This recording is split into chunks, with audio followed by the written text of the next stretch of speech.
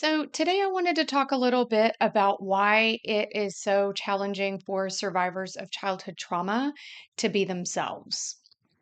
So, first and foremost, when we grow up in childhood trauma, we are taught in different ways that who we are is unacceptable.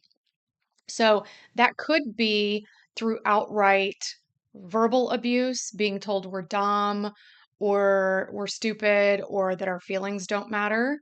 It could be more covert than that. It could be that we're ignored, that we're neglected, that when we try to get attention or connect with our caregivers, that nothing happened, that we were, again, that we were ignored. And it could be also that we were punished for expressing ourselves. So if we are punished for expressing our emotions, like anger, sadness, dislike of something, there might have been punishment, especially in a really controlling household. If we expressed ourselves in ways that were just not appreciated or approved of by our caregivers, our voice could be stifled. So, say, for example, we were too loud or something for them, and our caregivers had a headache or a hangover, we might have gotten yelled at for playing, for being loud and joyful and being little kids.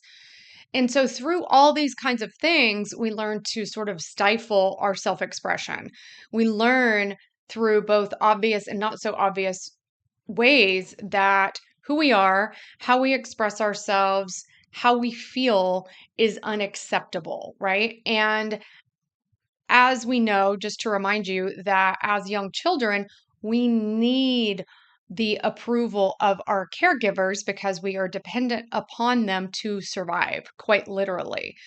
And of course, we want their approval because we love them and we want them to care about us and love us back, right? So we are going to do anything that we need to do in order to maintain their approval, even if that means turning on ourselves, right? Even if that means stifling our voice, stifling our expression, stifling our emotions, we will do that again in order to survive, in order to feel a part of the family unit, in order to avoid punishment, because that's what also can come is if we are expressing ourselves in ways that our caregivers don't like, we again might either be ignored, um, or actually punished for it. So that definitely sets a precedent, right? If something like that happens a few times, and especially if we're punished for something, we are going to learn to absolutely not do or say or be whatever those things are that made us receive that punishment. So, what I want to clarify is these aren't necessarily quote unquote negative personality traits or what we think of as bad or misbehaving children things. This can be, again, our joy, our exuberance, our creativity, our laughter. It might be, oh, you colored outside the lines, and our drunk mother like flipped out on us for coloring outside the lines on our little project in kindergarten, right?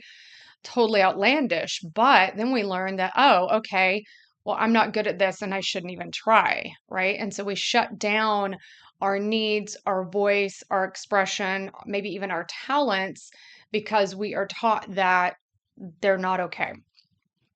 Um, the other thing, and I think the core thing here with this is that the fact that toxic shame is at the root of childhood trauma. Now, I've talked about this before, but it is such a key point for survivors. So, toxic shame tells us that this happened to me and it means I am bad. So, for example, my parents abused me, or my parents neglected me, or punished me.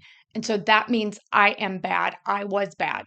Now, you couple that with them verbally saying you're bad or something like that, then that really couples it together. It ties it together in a way that can make it really hard to tease apart later, right?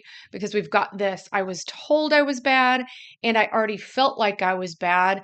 And then I've got these sensations in my body that tell me I'm bad and these beliefs. So it's all knotted up, right? So it can be really tricky. So that toxic shame just says, I am bad. Like it's like bad to the core, like kind of rotten, like there's something inherently wrong with us. So if we are walking around with unhealed toxic shame on board, then it's going to be really, really challenging to be ourselves, right? And then we add all of these other things I already named. It's like we're tied into this fear of punishment, of abandonment, of um, just aloneness and what can feel like exile and even death.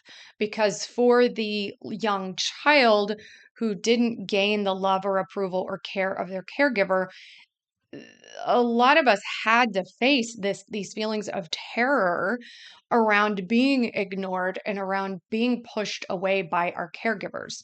So it's super tricky, this toxic shame. And it is, as I said, it's a set of beliefs and emotions and physical sensations that are all knotted up. And it is a particularly hard feeling and hard things to cope with. It's really, really painful sensations. So then, aside from that, let's say that we go along through our life and we're doing the work of unpacking our trauma. We're going a long, long way to heal and evolve as humans, and we've done a lot of great work. And then we get to this point where we realize that, oh, I thought that I had already healed my trauma. Like something will happen. It might be a death of a family member, maybe one of our parents, maybe the loss of a marriage or a job or midlife or an illness, some transition or some other life circumstance can happen that triggers all this old material. And we might find ourselves in this place of realization all at once that, oh, I thought I had healed all of that. I thought that what happened to me I had already dealt with because I've done years and years of work. And whoa, now I'm realizing that there's still a lot there. And I'm realizing that, oh, it might not go anywhere, right? Because I thought it was gone. And this can be really hard and really scary for us. And I think what's particularly challenging is that we all want to fit in. We all want to belong. We all want to feel accepted by our peers. And because humans, we are communal creatures. And these things, like being a trauma survivor, having unhealed trauma, having mental illness, having emotional problems, um, having grown up in an environment where we were not loved and nurtured makes us different. And we might have this inherent knowingness or feeling that we've been carrying for many years that we are somehow different and not in a good way. And of course, that ties into the shame piece, right?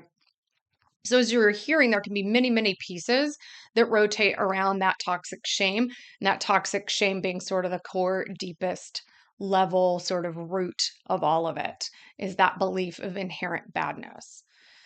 And so we might head up against this and recognize, like, oh no, it did affect me more than I thought. And I say this because I know I've worked with a lot of clients in the past who minimize what happened to them. Like, oh, it wasn't that bad. And my parents did the best they could. And, I'm okay. It wasn't that big a deal. It wasn't that bad. And so there can be a lot of denial because who wants to believe that something horrible or things horrible that happened to them when they had no ability to even speak up for themselves, take up for themselves, leave the situation, or anything else? To do anything in recourse or defense of oneself because we were young. that those things that we had no control over actually changed us on a fundamental level. It actually wired our brains in a certain way. Um, it's really well known that the brains of developmental childhood trauma survivors are actually smaller. Our amygdalas are overactive. And of course, we can have really overactive nervous systems in the way of emotional dysregulation. So it can be chronic emotional dysregulation and inability to self soothe, inability to regulate, and even tolerate distress can be really challenging because we didn't learn these coping skills when we were young through love and attunement and support from our caregivers, right? That's where we learn these skills. And so, if we happen upon this at some point in life and go, oh, whoa, okay, I've got a lot more here than I realized, there can be a tendency, I think, because of that and because of like wanting to be normal, to deny and repress a lot of trauma. And I really feel on a certain level, that's a good thing, right? That we repress it because we can't deal with everything all at once. And because we can only deal with things when we can deal with them, when we are emotionally, mentally, physically, etc., prepared to actually stop and do the work to unpack these things.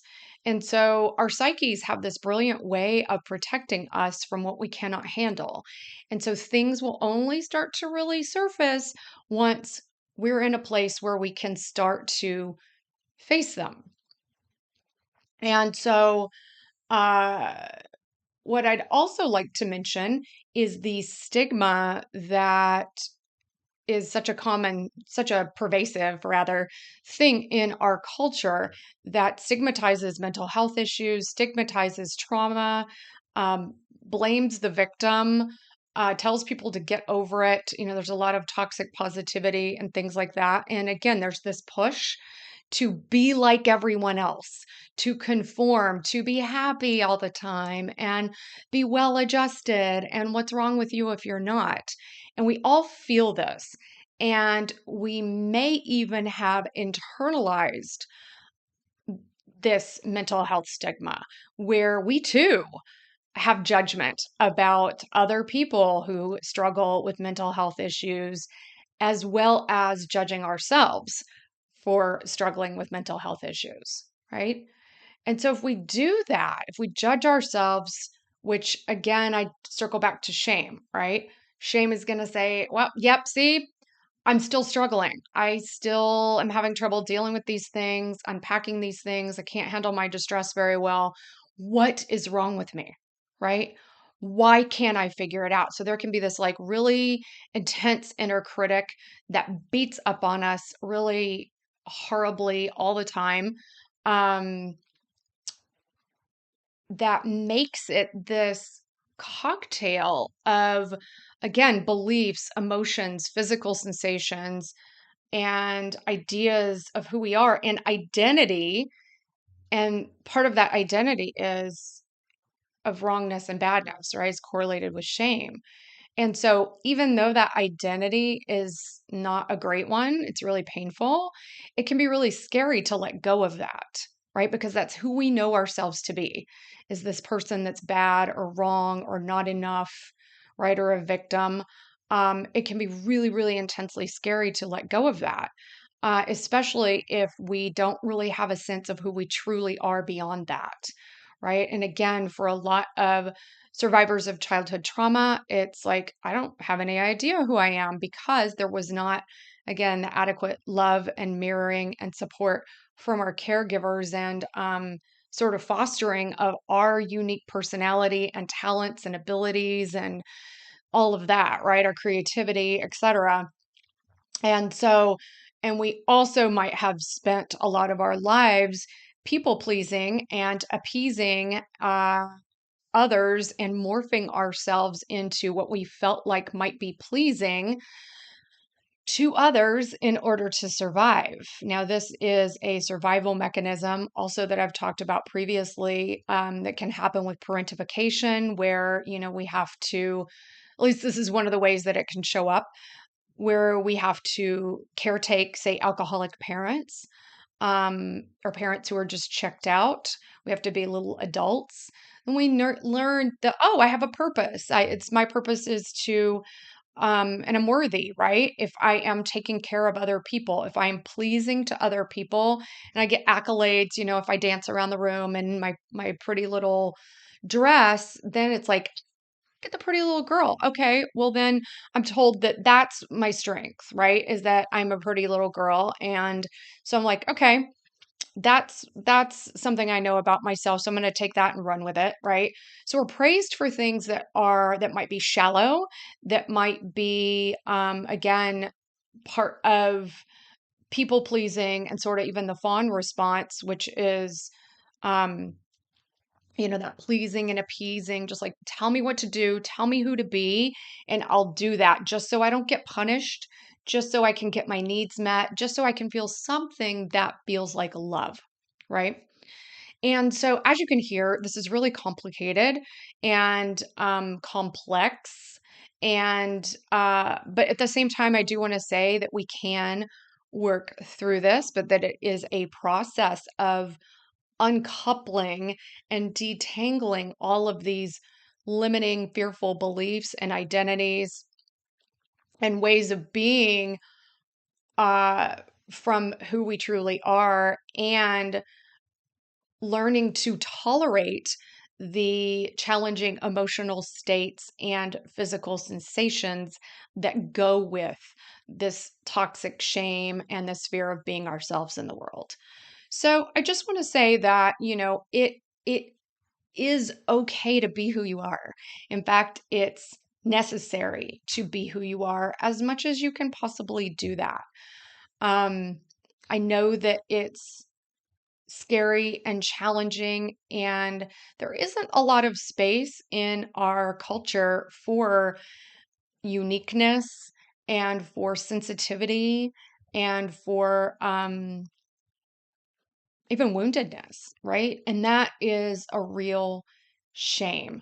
And I know that that pushes a lot of survivors into the shadows. A lot of folks isolate, self medicate, hide, repress, all kinds of mask, do all kinds of things to try to get along in the world and in life with others. But I'm here to tell you that who you truly are is valuable and lovable and perfect, in the sense that who you are is a unique being. There is no one like you, and there will never be anyone like you again.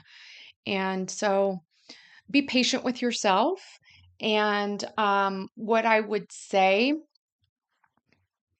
is to, start to sort of look into these places where you might have been in denial. I think that is one of the most important places to work, is to examine what we tell ourselves, the stories we tell. Now, denial is a really, really good adaptive survival skill. It helps us survive, but eventually the things that we deny and lie to ourselves about can come back to haunt us. So, sitting down and like, okay, what are the stories that I've told myself about life, about who I am, about other people? And we already know shame is part of that. We might have beliefs that other people are dangerous, that the world is not a safe place. Those are some places to look, and those are at the core of the limiting beliefs that are created around complex trauma. So, yeah, if you have any questions or anything, please do put them down below. I hope this has been helpful and informative. And if you like this video and enjoy our content, please do hit the like button and please do subscribe. I make new videos every week, and I do offer somatic experiencing sessions and trauma recovery coaching. As you know, I am a survivor of childhood trauma, and I would be more than happy to help you on your path. In addition, we do have a group membership community online that is not on social media. It is now called the Survivor Circle. And we have a class each month and a community circle each month. And it's just really helpful and supportive to do our healing work in community and have connection with other folks like us on the path. So, all those links are below, and I hope you have a beautiful week, and I will see you soon.